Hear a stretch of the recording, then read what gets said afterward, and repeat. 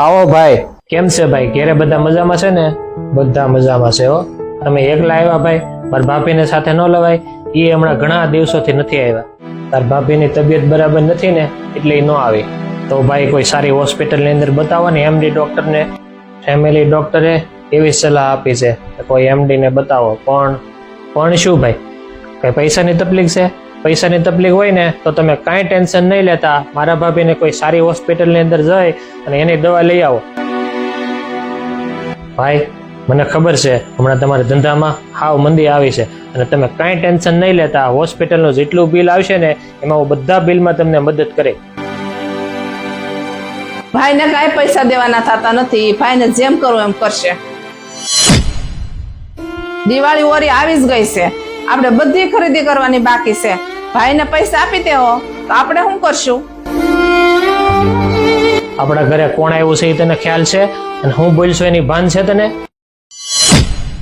ભાઈ તકલીફમાં હોય અને આપણે મદદ ન કરીએ તો કોણ મદદ કરે? આપણી ફરજમાં નથી આવતું? રહી વાત દિવાળીની ખરીદી કરવાની, કદાચ આ વર્ષે આપણે ખરીદી ન કરીએ તો હું આપણે મોળા કહેવાય જાઉં?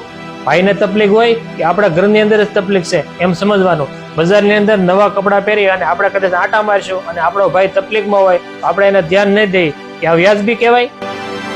તને ખ્યાલ છે આપણે લગ્ન પહેલા હું ભાઈ અને ભાભી ભેગો જ રહેતો હતો અને સગી માને ભૂલી જાય એટલું ધ્યાન ભાભી રાખતા હતા. અને આ વર્ષે ભાઈને ધંધામાં મોડું છે તો હું આપણે એને મદદ નહીં કરવાની? ભાઈને જો કામમાં ન આવે તો બીજું કોણ આવે? ભાઈ મારાથી બોલાઈ ગયું છે, હવે હું ક્યારે નહીં બોલું. તમે ખોટું નહીં લગાડતા, મને માફ કરી દેશો. અરે બેટા, એમાં માફ કરવાનું ને એવું કઈ હોય? ઘરના તો એવું હાયલા રાખે. તમે બે વેણ બોલ્યા એમાં શું થઈ ગયું? આ દુનિયામાં ભાઈથી વિશેષ કોઈ સંબંધ હોય જ નહીં. સારું ભાઈ, તો હવે હું જાઉં છું હો. સારું ભાઈ, આવજો અને કાંઈ પણ તકલીફ હોય તો ગમે ત્યારે ફોન કરજો.